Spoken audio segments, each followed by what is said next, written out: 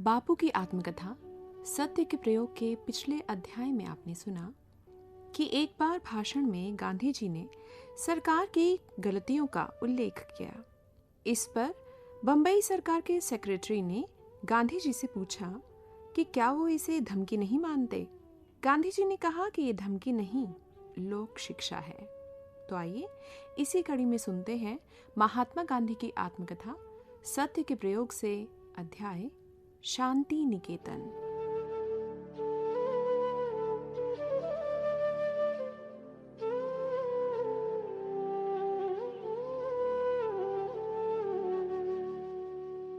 राजकोट से मैं शांति निकेतन गया। वहां शांति निकेतन के अध्यापकों और विद्यार्थियों ने मुझ पर अपना प्रेम बरसाया। स्वागत की विधि में सादगी, कला और प्रेम का सुंदर मिश्रण था। वहां मैं काका साहब कालेलकर से पहले पहल मिला। कालेलकर काका साहब क्यों कहलाते थे, ये मैं उस समय नहीं जानता था, लेकिन बाद में मालूम हुआ कि केशवराव देशपांडे, जो विलायत में मेरे समकालीन थे और जिनके साथ विलायत में मेरा अच्छा परिचय हो गया था, बड़ौदा राज्य में गंगानाथ विद्यालय चला रहे थे। उनकी अनेक भावनाओं में से एक ये भी थी कि विद्यालय में पारिवारिक भावना होनी चाहिए। इस विचार से वहां सब अध्यापकों के नाम रखे गए थे। उनमें कालेलकर को काका नाम मिला, फड़के मामा बने, हरिहर शर्मा अण्णा कहलाए। दूसरों के भी यथायोग्य नाम रखे गए। काका के साथी के रूप में आनंदानंद स्वामी और मामा के मित्र के नाते पटवर्धन यानी अप्पा आगे चलकर इस कुटुंब में सम्मिलित हुए। इस कुटुंब के ये पांचों सदस्य एक के बाद एक मेरे साथी बने। देशपांडे साहब के नाम से पुकारे जाने लगे। साहब का विद्यालय बंद होने पर यह कुटुंब बिखर गया, पर इन लोगों ने अपना आध्यात्मिक संबंध न छोड़ा। काका साहब भिन्न भिन्न अनुभव प्राप्त करने में लग गए। इसी सिलसिले में वे इस समय शांति निकेतन में रहते थे। इस मंडल के एक और सदस्य चिंतामणि शास्त्री भी वहां रहते थे। ये दोनों संस्कृत सिखाने में हिस्सा लेते थे। शांति निकेतन में मेरे मंडल को अलग से ठहराया गया था। यहां मगनलाल गांधी उस मंडल को संभाल रहे थे और फिनिक्स आश्रम के सब नियमों का पालन सूक्ष्मता से करते कराते थे। मैंने देखा कि उन्होंने अपने प्रेम, ज्ञान और उद्योग के कारण शांति निकेतन में अपनी सुगंध फैला दी थी। एंड्रूज तो वहां थे ही, पियर्सन थे, जगदानंद बाबू, नेपाल बाबू, संतोष बाबू, क्षिति मोहन बाबू, नगेन बाबू, शरद बाबू और काली बाबू के साथ हमारा खासा संपर्क रहा। अपने स्वभाव के अनुसार मैं विद्यार्थियों और शिक्षकों में घुल मिल गया और स्वपरिश्रम के विषय में चर्चा करने लगा। मैंने वहां के शिक्षकों के सामने ये बात रखी कि वैतनिक रसोइयों के बदले शिक्षक और विद्यार्थी अपनी रसोई स्वयं बना लें तो अच्छा हो।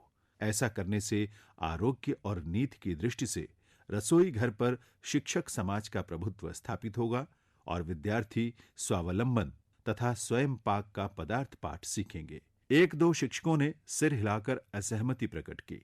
कुछ लोगों को यह प्रयोग बहुत अच्छा लगा। नई चीज, फिर वो कैसी भी क्यों ना हो, बालकों को तो अच्छी लगती ही है। इस नजरिए से ये चीज भी उन्हें अच्छी लगी और प्रयोग शुरू हुआ। जब कविश्री के सामने ये चीज रखी गई तो उन्होंने सहमति दी कि यदि शिक्षक अनुकूल हो तो स्वयं उन्हें यह प्रयोग अवश्य पसंद आएगा। उन्होंने विद्यार्थियों से कहा, इसमें स्वराज्य की चाबी मौजूद है। पियर्सन ने प्रयोग को सफल बनाने में अपने आप को पूरी तरह खपा लिया। उन्हें यह अच्छा लगा। एक मंडली साग काटने वालों की बनी, दूसरी अनाज साफ करने वालों की। रसोई घर के आसपास शास्त्रीय ढंग से सफाई रखने के काम में नगेन बाबू आदि जुट गए।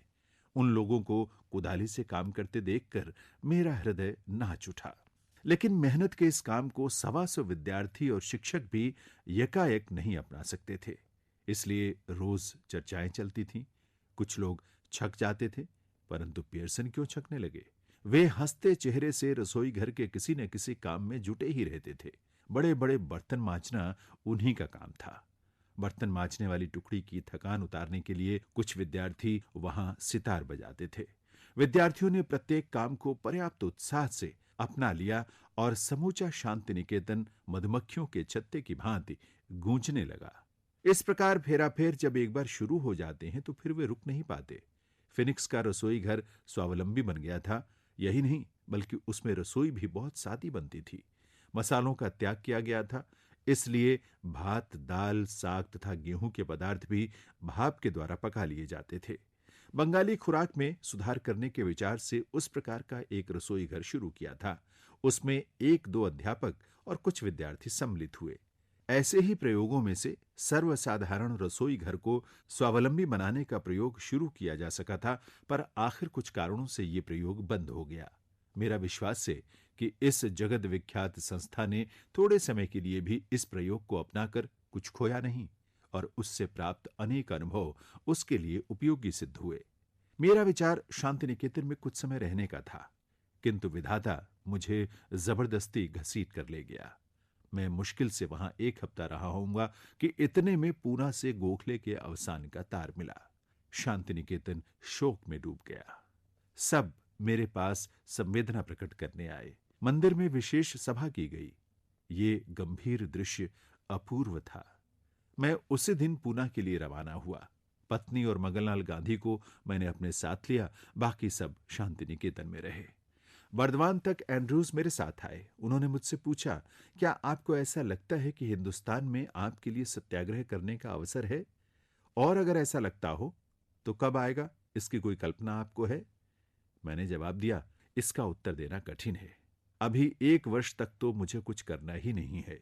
गोखले ने मुझसे प्रतिज्ञा करवाई है कि मुझे 1 वर्ष तक देश में भ्रमण करना है। किसी सार्वजनिक प्रश्न पर अपना विचार न तो बनाना है न प्रकट करना है। मैं इस प्रतिज्ञा का अक्षरशः पालन करूंगा। बाद में भी मुझे किसी प्रश्न पर कुछ करने की जरूरत होगी, तभी मैं कुछ कहूंगा। इसलिए मैं नहीं समझता कि 5 वर्ष तक सत्याग्रह करने का कोई अवसर आएगा।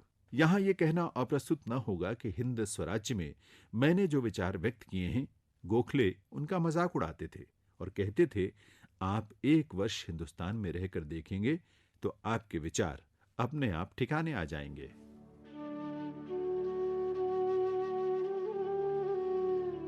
अभी आप सुन रहे थे महात्मा गांधी की आत्मकथा सत्य के प्रयोग से अध्याय शांति निकेतन। वाचन स्वर था जैनेन्द्र सिंह का। प्रस्तुतकर्ता निशा भारद्वाज।